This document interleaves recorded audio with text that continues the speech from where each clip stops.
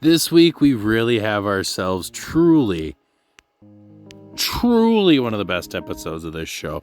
We have like peak Wataru and confidence. We've got a new freaking girl. We've got him getting all these offers. And the best part is, we don't even know if it's going to amount to anything.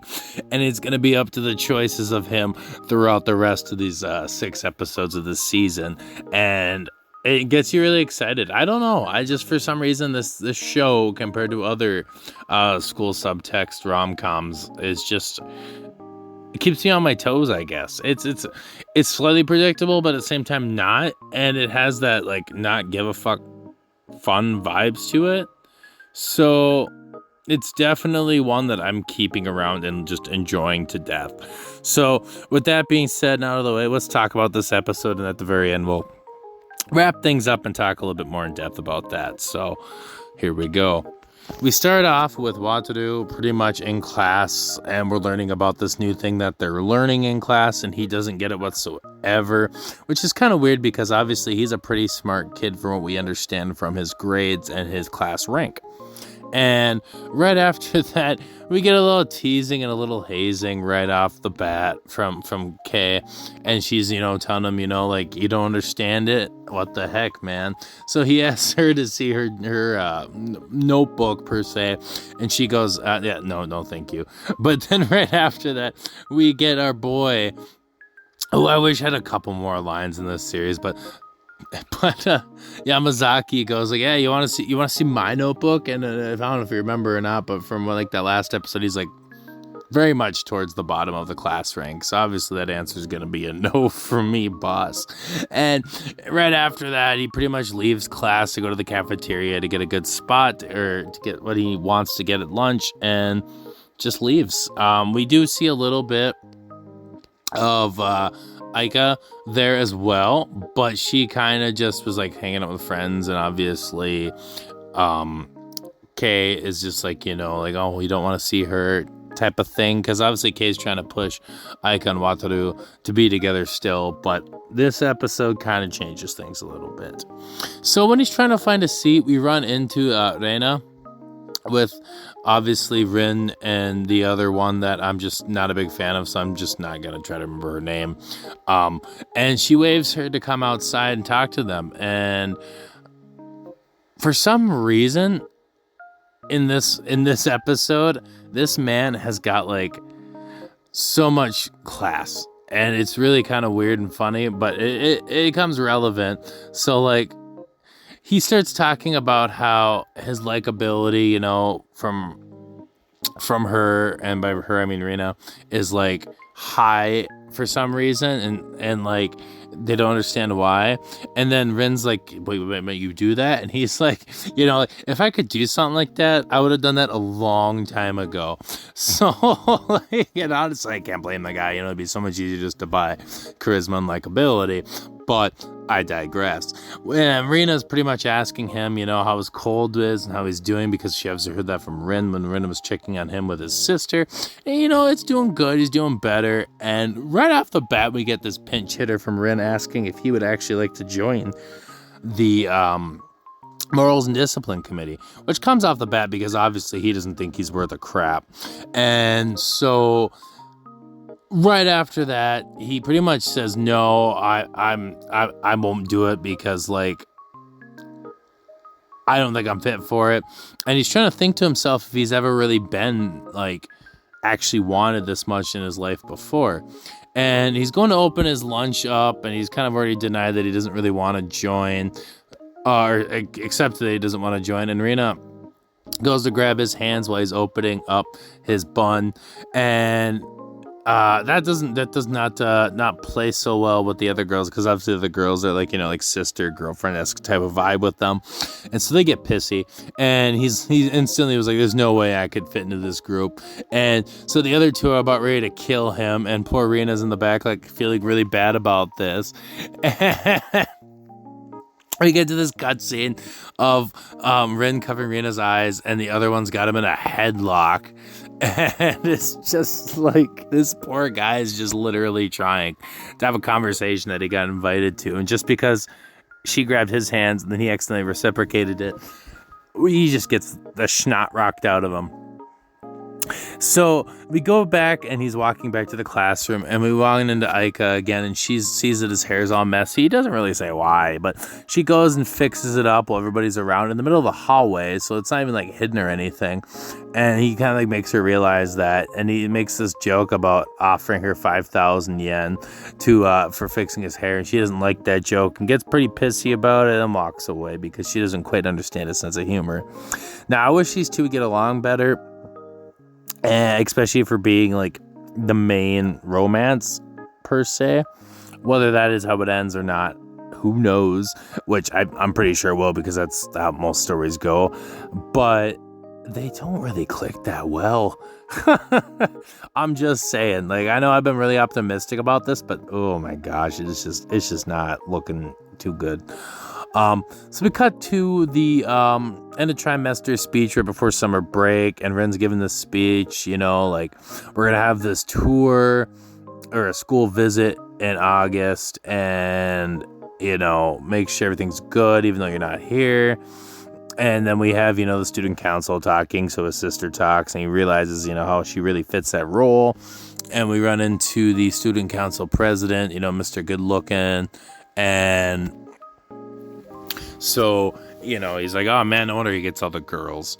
Then right after that, we get back to class. And of course, the teacher's like, who's going to help with the school visit during our summer break? And she narrows it down to pretty much anybody that doesn't have a school activity like sports or clubs or anything. And we get a few girls and two guys. So the only way she decides to do it is having the two split up into genders, because there has to be one of each. And she asks him to play a game of Junkin.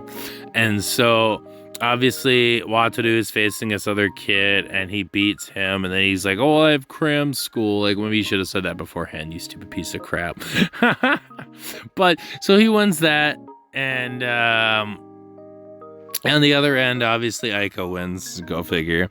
And then obviously Tabata, the purple kid that won at cram school, sits back down, and Mr. F boy, Takeaki, or gosh, I can't even say that. Takaaki. He's over there, hey, cram school must be tough. I'll take your spot. And so he offers to take his spot, and the teacher's like, well, don't you have soccer? And he's like, oh, it's fine. We don't have any games as first years. And so, of course, with that all being said and done, Kay is like, that could have been you if you just would have, won the game or lost the game of Junkin. And like, he's like, yeah, he just kind of like brushes off, like, yeah, I guess so. And so she asks him how he can act so normal about that, because she's getting kind of mad about this now at this point. And he's like, well, it is what it is. And he kind of just looks over his shoulder, and frickin' Takaaki's just acting with this nice smug look to his face. Like, yeah, I won this battle. And so frickin' Kay's like, you might end up with withdrawal symptoms because you can't see her. And he's just like, no, maybe, I don't know, who knows? Like, they're kind of falling out while Takaaki's coming in. But he gets some other sweet revenge, in my opinion, from what I'm assuming coming up here soon. Whether it is or not, I don't know, but it's pretty coincidental. So obviously freaking we cut to this like right after school thing, and we've got Kai and Aika eating parfaits, and she's trying to figure out a schedule to work with Aika to hang out with her after her club activities. And they're like, yeah, we should invite some people later to have some more parfaits and stuff. And so she obviously recommends Wataru, and she's like, well, why would you even bring him up, like in defense, even though she likes him, but she's in denial. We know the whole case. We got to Wataru, and he's working in the bookshop, and he's, helping out the bookshop keeper. And with the trending theme, he's doing really good. And the bookshop keeper praises him and says, it was a good thing I hired you. And, everything since he's changed has really giving him his potential that he doesn't realize that he had. And it's really kind of cool to see a confidence building character like that. So he goes outside and he's sweeping because he's already organized all the books, and he sees this little kid getting teased by 3 middle schoolers. And he comes and he stops the bullying and asks if he's hurt, if he could stand. And of course, he says yeah and everything. And the middle schoolers are being, pieces of crap. And, telling them why he stopped that and will kick your butt, even though, they won't do anything about it. And he asks the kid his name after he's kind of sad and crying. And coincidentally, he looks like another character that we know very well about. And he says that his name is Sasaki.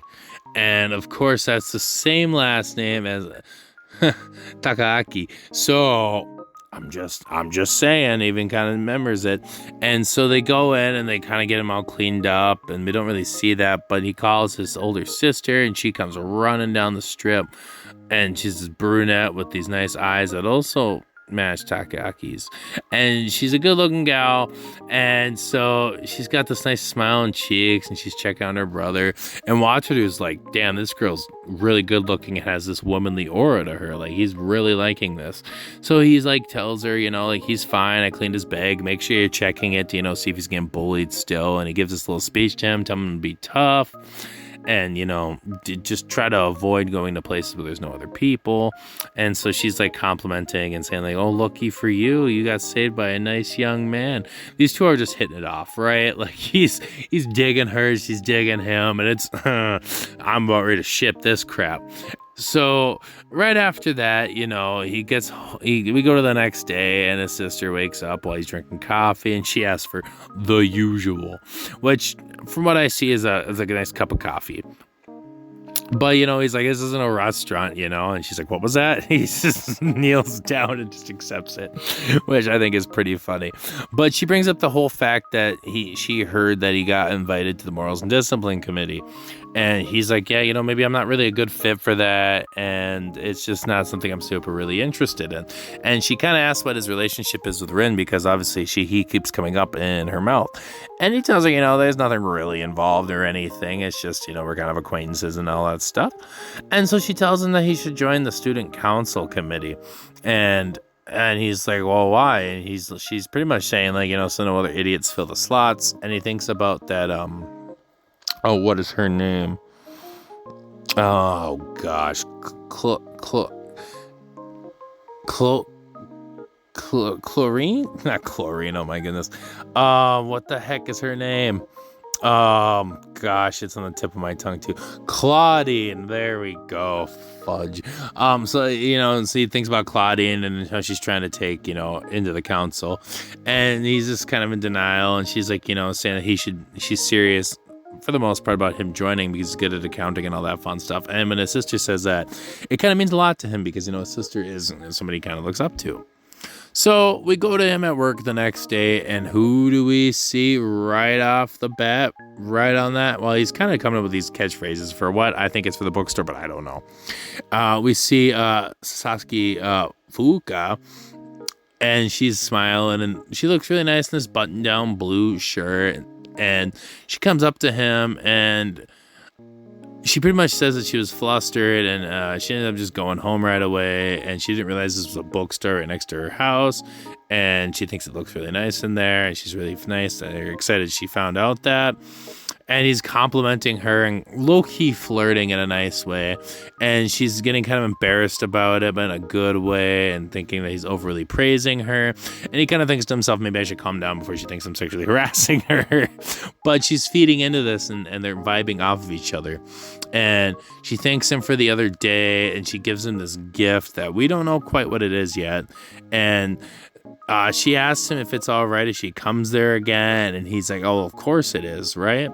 And he's like, giving up, like talking about how the fact that she gives up this nice campus vibe, and she goes to an all-girls school, and he says he goes to this high school, and she's like, oh, that makes sense. He's, and he's like giving off this, and it's kind of giving these context-y key clues, and I could be wrong, like I said, but it's really weird that her and her little brother have the same last name as our enemy, I guess, Takoyaki. And, so I think that's something to do with it. But at the same time, I don't know if she's like the one that was kind of cling to her brother, and she's like a year younger or what it is, but she seems more mature. It's really hard to say yet. And I could be just oblivious and stupid, but I hope these two get something going. And I know it's probably going to get something going and the brother's going to get mad about it. And then freaking, who knows? But I really ship these two so far, and I'm really loving it. But she leaves, and she, obviously she's gonna come back again soon. I'm assuming next episode. And he looks at the gift and assumes it's a handkerchief, and he opens it up, and it's this little quilt handkerchief that has dolphin on it. And we don't know anything. That's the end of the episode, and who knows? It could be like from her childhood or something. Who knows what it is? I know we'll find out next week, and everything coming after that. But that's the end of the episode, and holy crap, what a good episode! We got him not once, not twice, but 3 times getting praised. And then on top of that, finding a new girl and getting over the old girl, Aika. And that's some improvement. And obviously, like I said, the last part, who knows if that's actually going to happen. But it's really awesome and really cool how much like showing how, changes in life it's all about your mindset and ability. And if one door is closing and another guy's being a prick and you don't even know it, that you're actually hitting on his sister, that's even cooler. Overall, this is a really great episode, like a solid 9 out of 10. I'm really enjoying this show, and I say that every freaking week, but it's really cool. So yeah, that's pretty much all I got for this episode. If you enjoyed this video, please leave a like. And if you're feeling generous, hit that subscribe button. It helps me out a lot getting to that 1,000 goal. But with that being said, I upload twice a week right now for seasonal reviews with this and Mashoko. And then I try to do one video of some things I watch or opinions I have every week. But with that being said, again, this has been Squids, and I'll see y'all in the next video. Peace.